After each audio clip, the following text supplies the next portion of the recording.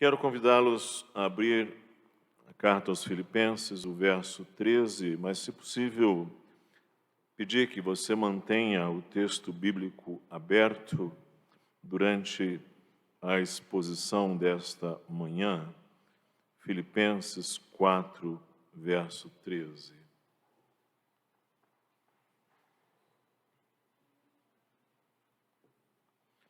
Filipenses 4, 13. Diz assim a palavra do Senhor: tudo posso naquele que me fortalece. Vamos repetir mais uma vez todos juntos? Tudo posso naquele que me fortalece. Mais uma vez? Tudo posso naquele que me fortalece. No tempo dos juízes, em Israel, viveu um homem chamado Sansão. Ele era nazireu, o que significa que os seus pais fizeram um voto de consagrá-lo ao Senhor, de tal maneira que sobre os cabelos de Sansão não se passaria a navalha. Com os cabelos compridos, Sansão teve uma força extraordinária. Alguns feitos extraordinariamente incomuns foram realizados por ele. Até que lhe cortaram os cabelos e ele perdeu a sua força. E ele tornou-se cego e escravo, e ele foi substituir um jumento, girando um moinho. A força de Sansão não estava nele em rigor. Estava na graça extraordinária de Deus, que revelou desde o momento de um voto de inteira consagração de um filho ao Senhor. A força de Sansão vinha do Senhor. Era o Senhor quem o fortalecia. Aqui nós estamos, uma palavra muito interessante do apóstolo Paulo, à igreja que ele bem conhecia, a igreja de Filipos. Filipos ficava na região da Macedônia, região muito empobrecida, pelo menos à época do apóstolo Paulo, bastante empobrecida. Os crentes em Filipos tinham suas tribulações. E mesmo o apóstolo Paulo, quando chegou na Macedônia para plantar aquelas igrejas, ele passou muitas tribulações ali, especialmente em Filipos e Tessalônica, que aliás eram cidades vizinhas. Em Filipos, que é a carta, a igreja para a qual ele envia essa carta, ele inclusive foi preso. Ele, junto de Silas, foram presos e lançados no cárcere interior, e diz a Escritura que perto da meia-noite, Paulo e Silas erguiam louvores ao Senhor com seus pés presos ao tronco. E deu-se a conversão do carcereiro, posterior à conversão da família de Lídia, e teve início assim, em meio a dores de parto, a igreja filipense. E agora o apóstolo escreve essa carta. E é muito interessante, escrevendo uma carta a irmãos que ele conhecia, a pessoas às quais ele conhecia a história, ele escreve essa carta, e é interessante que Filipenses é, talvez das epístolas de Paulo, aquela que mais se destaca, a tônica do contentamento, da alegria no Senhor. E parece algo absolutamente paradoxal que numa igreja sofrida, que numa igreja que experimentava tribulações, o apóstolo Paulo trate mais ainda desse elemento de estar contente no Senhor. Alegrai-vos no Senhor, diz o apóstolo aos Filipenses, mostrando ali a esta ênfase de contentamento, vem dessa ideia de conter, de estar cheio. O apóstolo recebeu um sustento que os crentes filipenses providenciaram para o seu ministério. O Os crentes filipenses viram o ministério do apóstolo Paulo como uma expressão da graça de Deus. Ele diz nos versos aí 15 a 18 desse mesmo capítulo que lemos: E sabeis vós também, filipenses, que no início do evangelho, quando parti da Macedônia, nenhuma igreja se associou comigo no tocante a dar e receber, senão unicamente vós outros. Porque até para Tessalônica mandastes não somente uma vez, mas duas, o bastante para as minhas necessidades. Não que eu procure o donativo, mas o que realmente me interessa é o fruto que aumente o vosso crédito. Recebi tudo e tenho abundância, estou suprido, desde que Epafrodito me passou às mãos o que me veio de vossa parte, como aroma suave, como sacrifício aceitável e aprazível a Deus.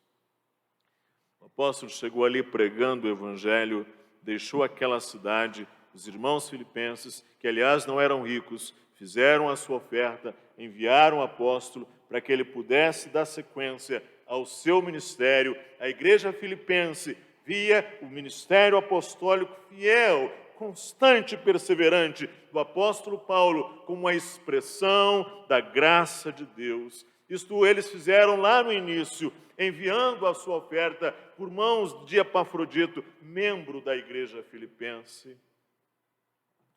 E agora o apóstolo Paulo diz no verso 10 que mais uma vez os filipenses fizeram isto. Alegrei-me sobremaneira no Senhor, porque agora, mais uma vez, renovastes a meu favor o vosso cuidado, o qual também já tinhais antes, mas vos faltava oportunidade.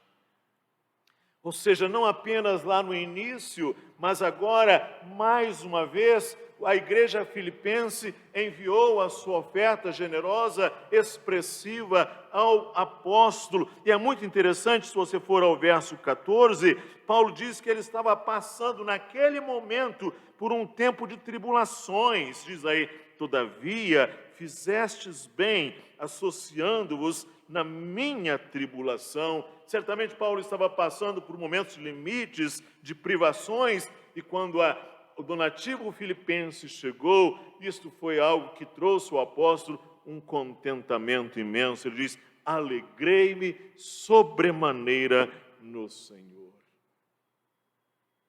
E como Paulo lidou com esse assunto das ofertas? Ele vai dizer no verso 14: fizestes bem associando-vos na minha tribulação.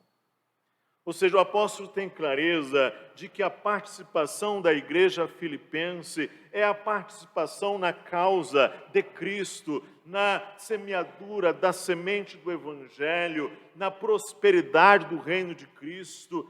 E o que Paulo almejava, ele diz aí no verso 17, ele diz assim: não que eu procure o donativo, mas o que realmente me interessa é o fruto que aumente o vosso crédito. E o que as ofertas significavam diante de Deus? O apóstolo vai dizer aí no verso 18, parte final do verso 18, ela veio como um aroma suave, como sacrifício aceitável e aprazível a Deus. O apóstolo está usando a linguagem do Antigo Testamento, quando os crentes do Antigo Testamento ofereciam em culto a sua oferta, e aquela oferta era queimada diante do Senhor, e agora o apóstolo está dizendo que essa expressão da igreja que oferta para o seu ministério era aroma suave, sacrifício aceitável e aprazível a Deus. O apóstolo tem uma confiança fundamental que está aí no verso 19. Ele sabe as lutas dos crentes filipenses. Ele sabe as durezas com que aqueles irmãos tinham para levantar o sustento de si e de suas famílias, e ainda agora para destinar uma parte desse sustento à obra missionária que ele realizava. Mas o apóstolo diz no verso 19, e o meu Deus, segundo a sua riqueza em glória, há de suprir em Cristo Jesus cada uma de vossas necessidades. O apóstolo está seguro de que Deus há de suprir as necessidades dos irmãos e das irmãs e das famílias dos crentes filipenses. O que é que Paulo aprendeu em tudo isto? Ele diz que aprendeu o cuidado e o fortalecimento providos pelo Senhor para nos ajudar a viver contentes em toda e qualquer situação. Vejam o que ele diz nos versos de 11 a 13. Digo isto não por causa da pobreza, porque aprendi a viver contente em toda e qualquer situação. Tanto sei estar humilhado como também ser honrado. De tudo e em todas as circunstâncias já tenho experiência, tanto de fartura como de fome, assim de abundância como de escassez. O grande aprendizado de Paulo foi esse. Ele diz aí, aprendi a viver contente em toda e qualquer situação. Isto é para nós, irmãos, uma lição extraordinária que vem desse apóstolo secular da Igreja de Cristo. Esse fundamento da Igreja cristã, que é o apóstolo Paulo, aprendeu a viver contente em toda e qualquer situação. Que situações? Tanto ser humilhado, como também ser honrado. De tudo e em todas as circunstâncias já tenho experiência, tanto de fartura como de escassez. Eu sei passar por isso, sei ser humilhado, sei ser honrado, sei ter abundância, sei ter escassez, sei ter fartura, sei ter fome. Aprendi tudo isto porque tudo posso naquele que me fortalece. Tudo o quê? Tudo isto. Estar humilhado, passar privações, experimentar tribulação,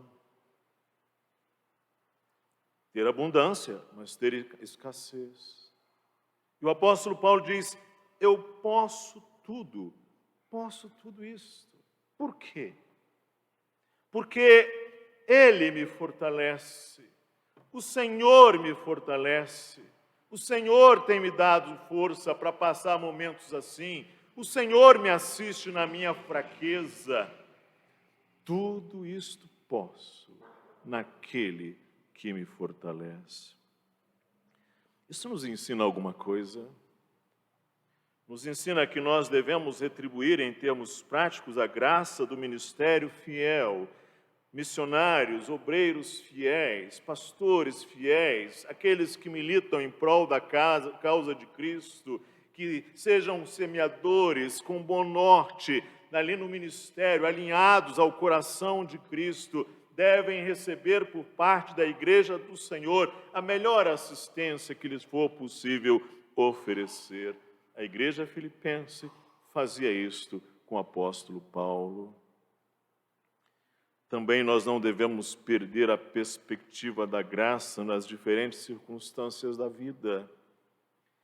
Porque quando nós perdemos a perspectiva da graça, nós tendemos a ficar nos lamuriando, a nos lamentando, a murmurar, a blasfemar, a simplesmente reagir de uma maneira insolente e irada contra Deus e as circunstâncias. O apóstolo Paulo disse, não, eu aprendi a viver contente em toda e qualquer situação. Tudo posso naquele que me fortalece. Nós podemos aprender, então, a perceber, como o apóstolo Paulo, o cuidado, a provisão de Deus e desfrutar o contentamento que isto gera. Nas circunstâncias adversas, quando o vento soprar contra as nossas embarcações, quando nós atravessarmos tempo em que nos sentimos insuficientes, neste tempo nós podemos aprender a perceber o cuidado de Deus, a provisão de Deus. Quando aqueles irmãos filipenses enviaram uma oferta a Paulo sem que ele houvesse pedido, aquilo chegou com um aroma suave, ele diz, agradável diante de Deus, aprazível a Deus. Ele diz, alegrei-me sobremaneira no Senhor, agora uma vez mais. Ele percebia o cuidado e a provisão de Deus, e ele desfrutava um contentamento que isto gerava nele.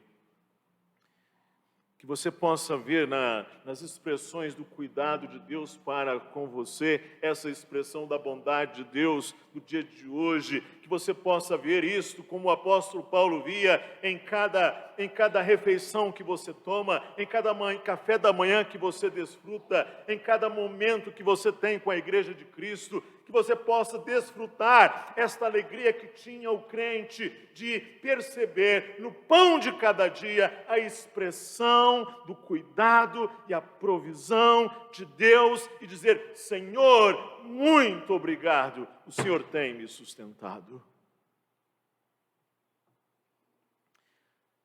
O que nos leva, irmãos, a vivermos sempre descontentes e em murmurações. Nada está bom. Existem pessoas que elas têm esta prática, este padrão, melhor dizendo. As coisas não estão boas para elas. Há sempre um descontentamento, um lamuriar-se. Não há uma perspectiva de gratidão, de graça, de louvor, de reconhecimento, que liberta as almas, que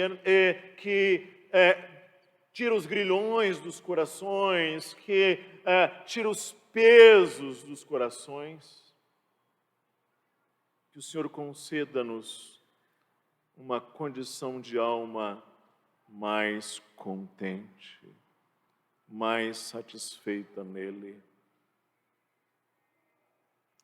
Não sei se vocês têm percebido, e particularmente chamo aqui a atenção para vocês que são mais jovens, mas as gerações que vêm se alternando, vêm revelando crescentemente uma maior intolerância ao sofrimento. Uma maior intolerância à dor, uma maior intolerância à decepção, uma maior intolerância, uma menor resiliência para as coisas. Há hoje uma geração com tolerância zero.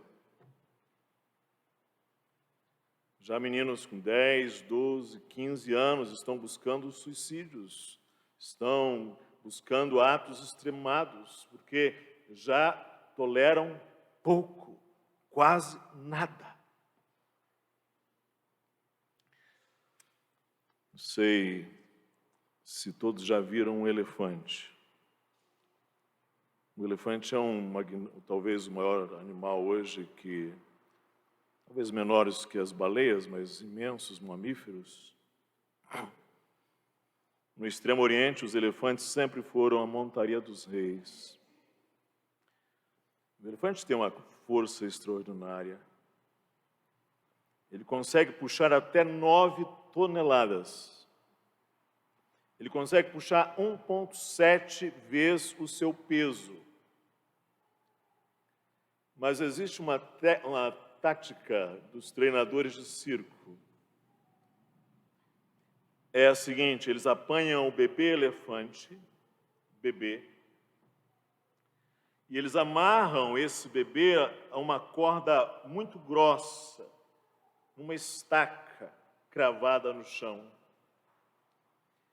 E o bebê elefante então tenta soltar-se várias vezes, e ele não tem força suficiente para tal. Depois de um ano, a estaca e a corda ainda não são suficientes para, ainda são suficientes, melhor dizendo, para manter o pequeno elefante preso. E ele continua tentando soltar-se, mas sem conseguir. E a essa altura acontece algo com o animal. Ele passa a entender que a corda sempre será mais forte do que ele. E ele desiste de suas iniciativas. Ele desiste, então, uma vez que é amarrado ali à sua perna, amarrada ao seu pescoço, a corda, ele desiste de tentar, porque ele já não percebe que ele tem força.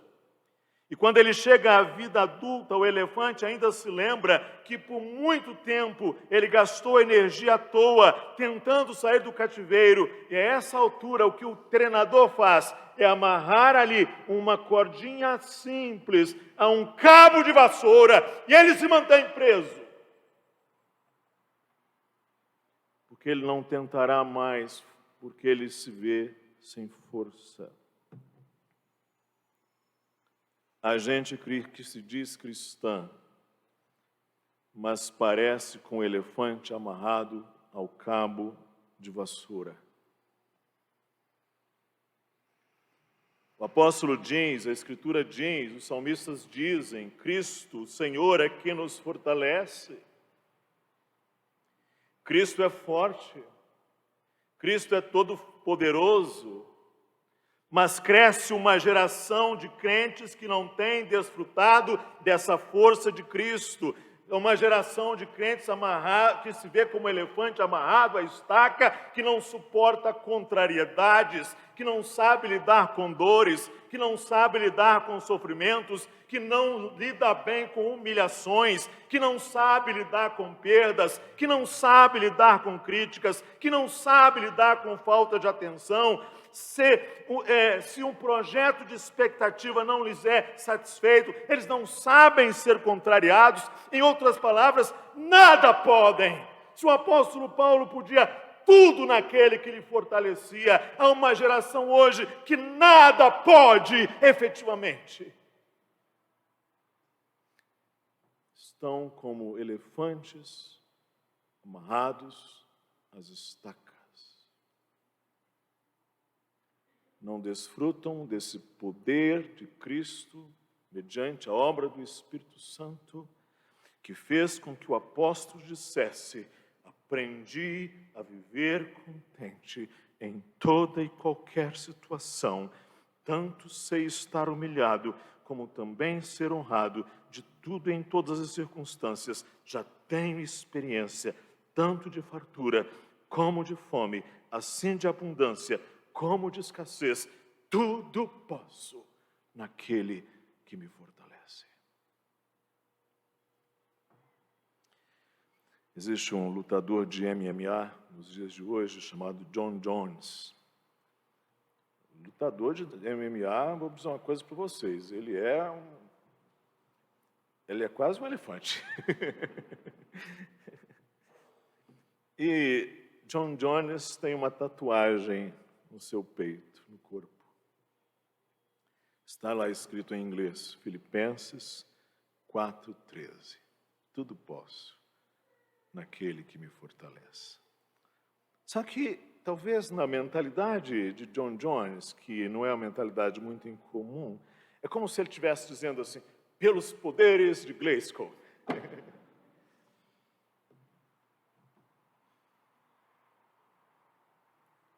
Nada mais longe do sentido do Novo Testamento, da Palavra de Deus. Porque, veja, Paulo está dizendo que justamente por ser fraco e insuficiente é que eu preciso ser fortalecido pelo Senhor. O poder de Deus se aperfeiçoa na fraqueza. quando ele escreve a segunda carta a Timóteo, ele diz em algum momento: todos me abandonaram. No meu segundo aprisionamento, todos me abandonaram. Ele sentiu-se tão vulnerável, sozinho, mas o apóstolo completa: mas o Senhor me assistiu e me revestiu de forças. O salmista disse: eu sou pobre e necessitado, mas o Senhor cuida de mim. Tudo posso naquele que me fortalece. Sabe por quê, irmãos? E com isso eu termino. Há um ensino na carta aos Filipenses que faz com que Paulo diga isto. A grande riqueza de Paulo era Cristo. Ele diz isso nos versos 21 e 22 do primeiro capítulo dessa epístola. 21 a 23 ele diz: porque para mim o viver, quem completa? É Cristo, e o morrer é lucro.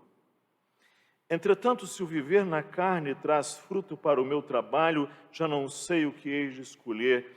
Ora, de um e de outro lado estou constrangido, tendo desejo de partir e estar com Cristo, o que é incomparavelmente melhor.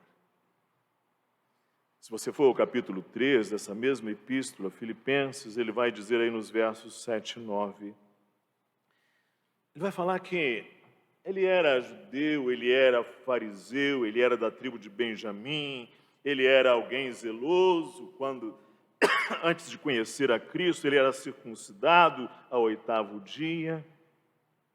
Mas ele diz no verso 7 a 9, mas o que para mim era lucro, isso considerei perda por causa de Cristo. Sim, deveras considero tudo como perda, por causa da sublimidade do conhecimento de Cristo Jesus, meu Senhor, por amor do qual perdi todas as coisas e as considero como refúgio para ganhar a Cristo. Para ganhar a Cristo. Considero todas as coisas como esterco.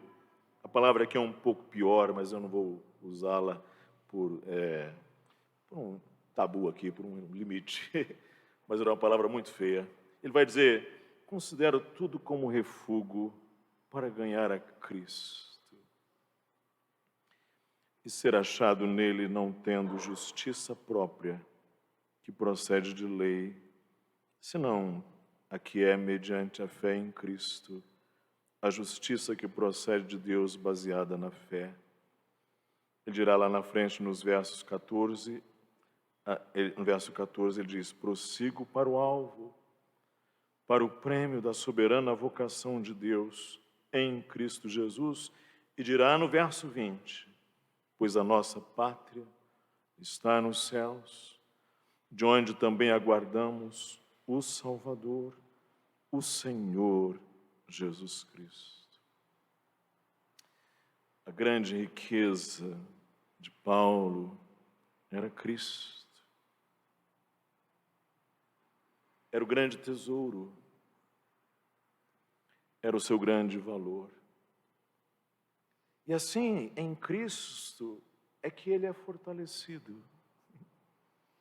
Tudo posso, sei passar, aprendi a estar contente em toda e qualquer situação, mas quem me fortalece é Cristo. Cristo é o seu grande bem. E tendo o que precisava, Paulo disse: para mim morrer é lucro, viver é Cristo.